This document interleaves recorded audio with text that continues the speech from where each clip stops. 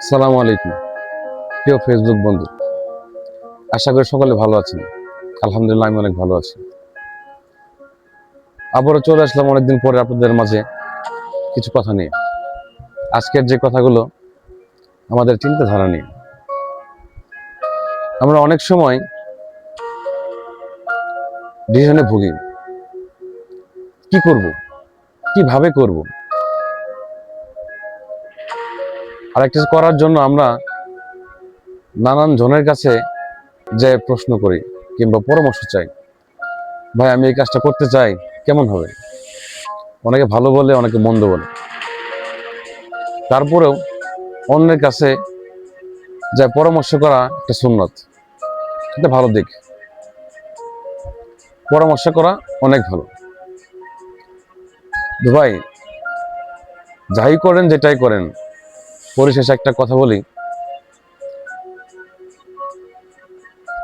আপনার জীবন ডিসিশন আপনার। আপনি কি করবেন একমাত্র আপনিই ভাববেন। এটা একটা ডিম, আপনারা সবাই জানেন, নতুন করে বলার কিছু নাই। এটা দেখানোর উদ্দেশ্য হলো এইটা, আপনি চাইলে আপনার মন মতো ব্যবহার করতে পারবেন, যেহেতু এটা আপনার। আপনি চাইলে এটা ঢিল দিয়ে কারো মাথায় মারতে পারেন, চাইলে ঢিল দিয়ে ভেঙে ফেলতে পারেন, চাইলে এটা থেকে একটা বাচ্চা ফোটাতে পারেন।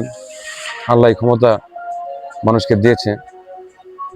আপনি চাইলে এটাকে সুন্দর করে অমলেট বানিয়ে খেতেও পারেন, সিদ্ধ করে খেতে পারেন। আবার চাইলে এটা ডিম ভুনা করে পরিবারের সকলকে নিয়েও খেতে পারেন। ডিসিশন আপনার। আপনি কি করবেন এটা আপনি ভালো জানেন। আপনি কি খেতে ভালোবাসেন, আপনি তো সেটাই খাবেন। তেমনি আমাদের লাইফে ডিসিশনগুলা আমাদেরই নেওয়া উচিত। পরামর্শ করেছেন, হ্যাঁ, কি কি হয় আপনি জানেন, না জানলে পরামর্শ নেন, কিন্তু ডিসিশন আপনি নেন। ভাই একটা কথা মাথায় রাখবেন, নিজের বুদ্ধি ফকির হওয়া ভালো, অন্যের বুদ্ধি বাদশা হওয়াও ভালো না।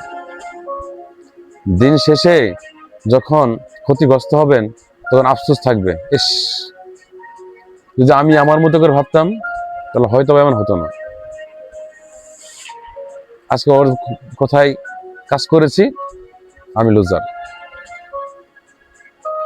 এটা আপনার, এটা আপনি, ডিসিশন আপনার, আপনি নেবেন। আজকে ভাই এই পর্যন্তই, এটুকু বলার ছিল।